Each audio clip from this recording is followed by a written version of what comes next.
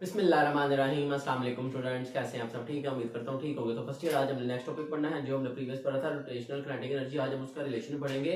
ठीक है, movement of energy आएगा किसमें? रिजिड बॉडी में। ठीक है, अगर आपको कोई क्वेश्चन आप कमेंट सेक्शन में पूछ सकते हैं। अगर आपने कोई और टॉपिक समझना है इसी तरह तो आप मुझे वो भी कमेंट सेक्शन में बता सकते हैं। ठीक है बच्चों, हाँ जी। और अगर अभी तक आपने चैनल को सब्सक्राइब नहीं किया तो जल्दी से सब्सक्राइब कर दें और बेल आइकन को भी प्रेस कर दें ताकि आने वाले लेटेस्ट लेक्चर आपको टाइम और चले। टॉपिक स्टार्ट करते हैं। सबसे पहले बच्चों हमारे पास टॉपिक का नाम है जी रिजिड बॉडी का। आपने फाइंड करना है रोटेशनल काइनेटिक एनर्जी, ये इसका रिलेशन फाइंड करना है। क्वेश्चन है हमारा drive the relation of rotational kinetic energy of a rigid body.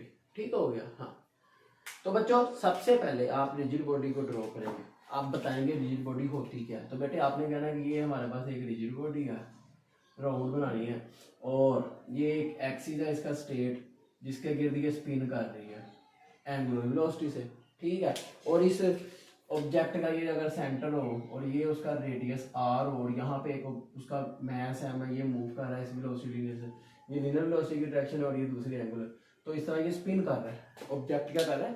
Spin. Rigid body हमारी स्पिन कर रही है। तो हम कहेंगे, इसकी एक्सप्लेनेशन करें, हम बोलेंगे consider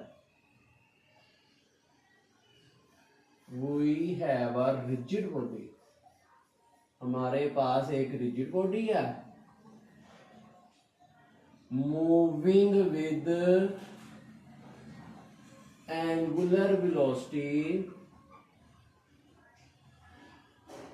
omega in a circle of radius R. एक सर्कल है जिसका रेडियस आर है, उसमें मूव कर रहा है एक ऑब्जेक्ट, रिजिड बॉडी है। ठीक है, हाँ जी। तो यहाँ तक आपने इसी एक्सप्लेनेशन लिख दी। अब हम आगे बताएंगे कि हमें पता है क्या बच्चों, पता है हमें पता है कि अभी हमने उसका ड्राइव किया, रिलेशन किया। हमने कहा कि ये एक ऑब्जेक्ट है ना, मैस है। इस तरह बहुत सारे ऑब्जेक्ट, जैसे आपको याद हो एक फुटबॉल जो होता है ना, फुटबॉल बात हो रही थी फुटबॉल की। ये देखे जैसे मैंने ये फुटबॉल ड्रॉ किया, इसमें छोटे छोटे पैचेस बने होते हैं। अब हर एक का मैस अपना होगा, डिफरेंट होगा।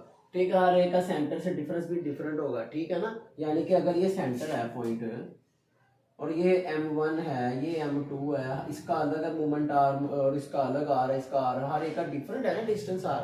तो इस तरह हर एक ऑब्जेक्ट का मूवमेंट रोटेशनल काइनेटिक एनर्जी अलग आएगी। तो आप बात कर लेते हैं पहले फॉर मैस M1।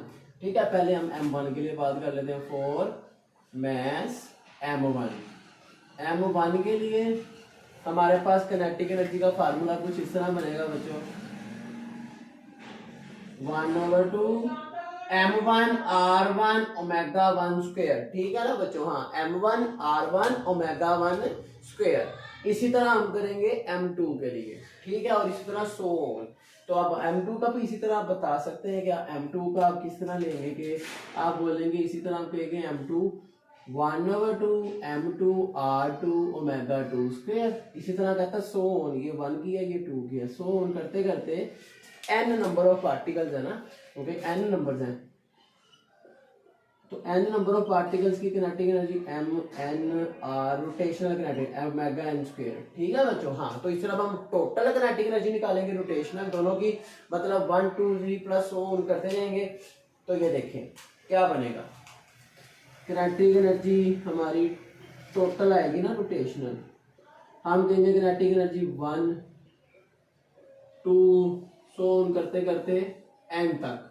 ठीक है, आप सबको हमने प्लस कर देना। ठीक है बच्चों? हाँ, तो ये देखें 1 का 1/2 M1 R1 ओमेगा 1 स्क्वायर, 2 का 1/2 M2 R2 omega 2 square, so on 1/2 MN RN omega n square. तो बच्चों एक बात, जो इनकी एंगुलर वेलोसिटी है, जो इस रिजिड बॉडी की एंगुलर वेलोसिटी होगी वही हर एक मैस की होगी। ठीक है ना, क्योंकि मैस तो एक ही है ना। अब ये पार्टिकल है ना, इस पूरे की एक ही एंगुलर वेलोसिटी है, कैप की, और इसकी अलग अलग तो नहीं ना होगी, इसकी अलग तो नहीं होगी, तीनों की सेम है।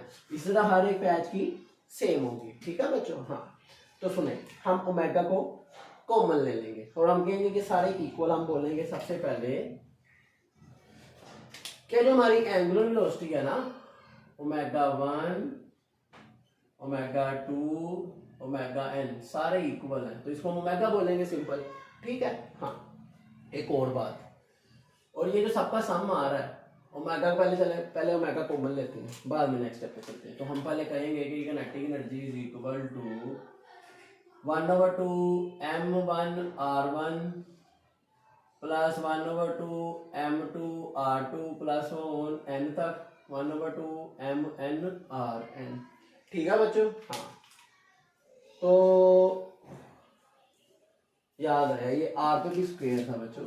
हाँ जी, क्योंकि एम आर स्क्वायर था ना, प्रीवियस टॉपिक में हमने पढ़ा था। तो देखें जरा ध्यान से,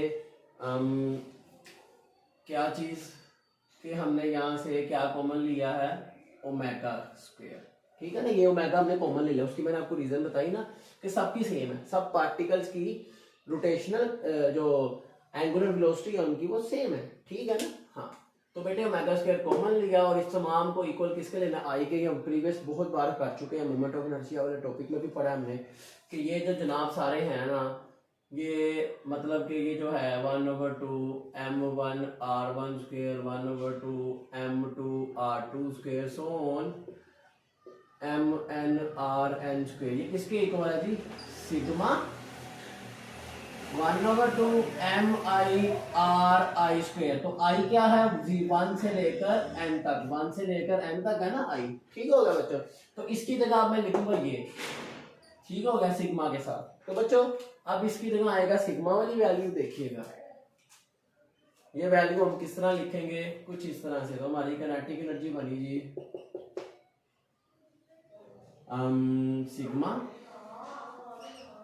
सिग्मा i 1 से लेकर n तक है 1/2 mi/r स्क्वायर और ओमेगा स्क्वायर। तो हमारा ऐसे ही आ गया। ठीक हो गया बच्चों? उम्मीद है समझ आ गई है। ठीक है ना बच्चों? और ये किसके इक्वल है? आई के, मूवमेंट ऑफ इनर्शिया के। तो ये भी आपको यहाँ दोबारा एक स्टेप कर लेते हैं कि ये जो था ना हमारा जनाब,